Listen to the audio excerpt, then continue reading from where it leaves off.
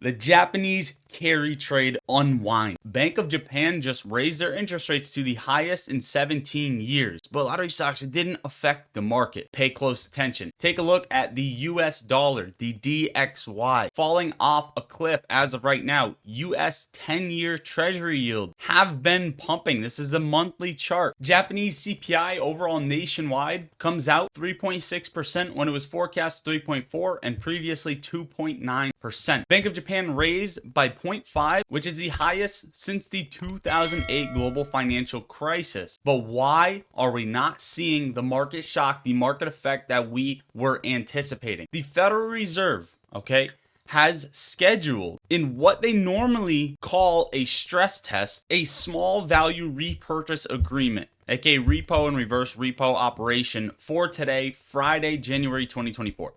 These operations are part of routine exercises, but the date, the timing that they did this is no coincidence at all. This is a signal that the Fed gets to prepare to provide liquidity when needed. So they do these test injections to take measures to ensure the stability of the markets. This is short-term combating what Japan is doing over on the other end. By conducting these tests right now, the Fed is positioning themselves to address any fallout efficiency. The Federal Reserve's emergency bank term funding program also dropped to $247 million this week, which means they've pulled over $100 billion away from struggling banks the last few months, and now it's gone. Now here's what's so important. Trump keeps pressing Jerome Powell up against the wall and telling him, I demand rates come down immediately. But Powell holds his ground and he says, I will lower rates at the right time. If somebody kept on telling you how to do your job,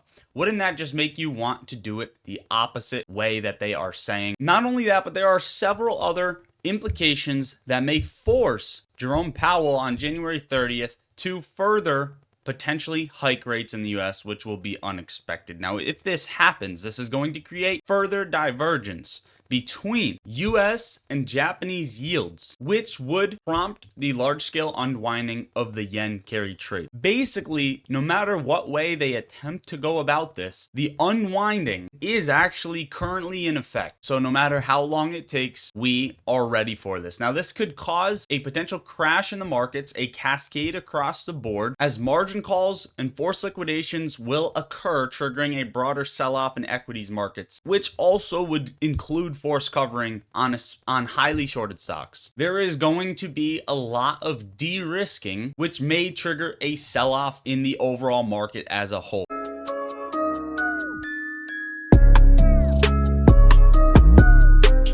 What is going on, guys? Lottery Stocks here. Welcome back to the channel. Welcome to the channel if you're new. Obviously, that was somewhat of a long intro. I'm just going to ask you really quick to like the video, subscribe to the channel, and have post notifications on if you don't have them on already, because we cover a lot of stuff for free for you guys, and so many of you keep coming back without subscribing. Before we get into GameStop, we need to finish touching on the overall market, because things are looking like they are not going in the direction we want them to, but they actually are. Right now, the Fed is popping up a floor of ice, and once that ice breaks, it is all going to come crashing down. Now, don't mind this on the charts. This is actually an overlay of just some charting I was doing from back during the 2000 flash crash, because I was looking into Roaring Kitty's tweet a little bit, but we did decode that yesterday.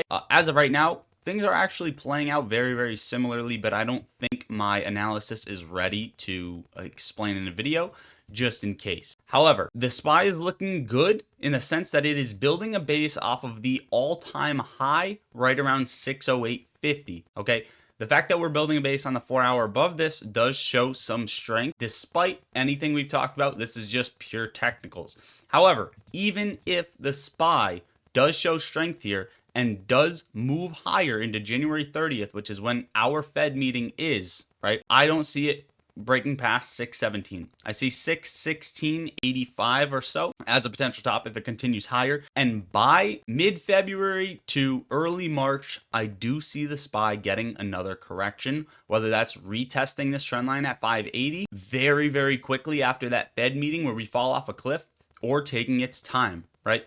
So we either see that maybe early February or early March. And will that be the bottom? Well, we'll see from there, right? On top of that, home buying conditions have collapsed to level never seen in 65 years. And we're going to jump right into GameStop. GameStop is trading at 28.22, basically flat on the day. As of right now, our beautiful, beautiful cup and handle pattern has been playing out perfectly to a T. We came down, we bounced off of this 23% drawdown, came up, recaptured support at $28, building a base above it right now on the 4-hour, and we actually wicked exactly to where I had this drawn out, right around 29.30, coming down to retrace back at this level. It's happening faster than we anticipated, which is very nice to see. And the next level for GameStop to go to, I think, is a parabolic move up to $33 or so. Okay, so that is what we will be watching for the next move before potentially getting a retrace down to this trend line. And it could happen very, very, very quickly, and then getting that squeeze higher. We need to really see what is going on in the background, behind the scenes, so on and so forth. I also want to let you know the Bank of Japan didn't really give solid outlook going forward, which makes these big institutions, these big players, have slight uncertainty, even if they're pretending that they are certain as to what is going to happen. Before I talk about AMC's chart, this is getting a little bit like, I know you guys are straight-minded, most of you that watch these videos, but Adam Aron tweeted this. Here's a challenge for Elon Musk about his beloved X/Twitter. I've posted and tweeted more than 5,000 times since 2011. I know what I'm talking about. Ban the bots. Now, I completely agree with this guy. I can't stand the bots. They're all over the YouTube as well. But I dropped a comment under this, and I believe it's the most engaged comment with nearly 700 likes less than a day ago. Okay, here's a challenge for Adam Aron. Buy some shares using your $27 million salary. This really, really pissed some keyboard warriors off, but most of the backlash was very, very agreeing with the comment. In fact, you can see how many retweets and likes it has. And reason being, for all of you Adam Aron glazers out there, I don't know what is going on in your head. I really do not know. I'm not completely bashing this guy, but the people who are talking about the positivity behind this has no clue what they're talking about. Well, he runs a movie theater company. He's getting us out of the debt. The only moves that we have had getting us out of debt are diluting shareholders, which can be needed, but look at where he diluted you. Okay? He didn't dilute you at $30. He didn't dilute you at $40. He diluted you when you came down to $4, okay, $3. He dilutes at the worst possible times. We had a dividend that we voted against, first of all, still launched, which was not a dividend. It just cut our shares in half. It was a manipulation tactic, a psychological tactic to remove half of our equity so that they can, quote unquote, save the company. What happened? There was 43 million FTDs day one on Ape. What happened? People were freaking out. This is proof. It's evidence of naked shorting. We thought that was the point of the Ape that was issued. Adam Aron's going to do a crazy move. It's a checkmate. It's all this other stuff. What happened? He said, oh, I called the NYSE and they got it dealt with. All they did was take down the data that was public. I mean, you have to be anyway, we have to move on. AMC's trading at 343, up 0.6% on the day. From this bottom down here, I wanted to point this out.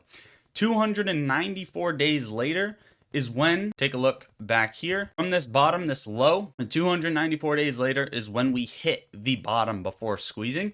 And I want to prep you. As of right now, we look like we are playing out this pattern where we are about to catapult higher. However, I just want to let you know, 294 days later, we are not there just yet. Okay, that will be February 3rd. Okay, we are currently 284 days in, so we do have a little bit of time to go. What does that mean? Based off of this, right, maybe when we see the meeting late January, we see a flash downwards before squeezing higher. Okay, one more low. That doesn't mean we have to. We could catapult right here, right, based off of that Fed meeting. Okay, I'm just warning you and putting that out there on your radar. Either way, we are very close on AMC. We are very close on GameStop. I don't know what's coming, but potentially some sort of YOLO update from Roaring Kitty, or, you know, maybe Nancy Pelosi, or buying calls, or something crazy going on behind the scenes. Now, I also wanted to cover, before I get into some stocks, and some cryptos to close out the video. Disney is trading at 113.11. We talked a little bit about this yesterday. We entered calls in Discord and they have paid out. Everybody should be in profit. You can close whenever you would like to close. As of right now, we need to follow the momentum and see if Disney is going to make its way up to 122 or if it is going to get rejected. If we see a candle close above 113.75, that will be a beautiful move for the day. Bitcoin traded in a diamond pattern, broke below, broke back above, rejected off of this parallel channel, trying to break back into it. There is no clear direction on crypto. There's no clear direction on the market per se, right? The market looks very bullish, but it's on low momentum, as well as Bitcoin. I think there's so much behind the scenes that is very, very different right now that people are not able to line it up with the 2021 moves that we've seen, because things are just so rapidly different. I also wanted to let you know, XRP is probably one of the best looking cryptos out there. However, this is the monthly chart. If things come crashing down, I see XRP making a potential top at $3.70, based off of previous momentum in the 2021 cycle. If we see some sort of crash, this could be the top for XRP between here and 370. And the only reason I say that is because it's based off of the similar pattern that it played back in 2021, where we actually wicked all the way above this fib level. Potentially we could get to the next one, which would bring XRP up to 468. However, this was only a 20 somewhat percent gain, which the same percent gain would be about 370 for XRP to have a nice wick up to before coming back down, and that being the top of the cycle. Now that doesn't have to happen. XRP can go much higher. I just want to let you know if there is a crash. I know a lot of you guys hold XRP, and I will say XRP is probably one of the best looking cryptos out there right now. Somebody wanted me to cover INO. There's not much to say on this stock. However, it does play out very, very, very similar patterns, and the stock is sitting at a 12.16% short interest. It did rally during every single bull cycle that other things rallied with, and I think if we get a move this time, you could still see a move on this play as well. I don't know up to what, but you could probably see a decent gain off of the stock between 100, 300, maybe even somewhere upwards of 1,000% or so gains, and it's something definitely to keep on your radar. Palantir got another pump higher, getting a somewhat rejection off of the recent highs. We really need to see Palantir close back above $83. Apple still looking bearish, called out puts at 222 to 220. Could potentially, if you entered those or writing those down, I didn't actually enter that position just yet. Tesla looking bearish as well, couldn't hold support above 415, 416, mainly 421. However, Tesla right now, these lines that you're seeing is on fading volume, which means Tesla may just see a pop right off of 404, 403, right, and move higher right up to that 458 level. So that's something that we're watching. Nvidia looks like it's going to be bearish, coming back down to 141. As of right now, it's playing out our patterns perfectly. I'd watch for Nvidia between 140 and 141 by very, very early February, and we'll see where it goes from there. Overall, guys, if you're not in the Discord yet, make sure to join the Discord. This is the very top link in the description of every video, where we talk stocks and crypto in there all day long. So get in. Best vibes, best people. There are no bad questions. Whether you guys are a beginner or advanced trader, this is the place to go. I also post my trades as soon as I take them. The second link in the description is for Moomoo. It's a free broker. It's right here, where you can get up to 30 free stocks. All you have to do is sign up through that link and deposit into your account once you're approved, and you will start earning 8.1% APY on your uninvested cash, access to level 2 order book data for free, trading options, going long, going short, viewing other exchanges, a customizable earnings calendar, a ton of other benefits, and more. So yeah, use those top 2 links. It'll take you 2 minutes. Don't sleep on it. There's no reason to waste time. Make some money over there. That is it, guys. I love you all. Enjoy the weekend. Have post notifications on. God bless. Lottery Stocks out.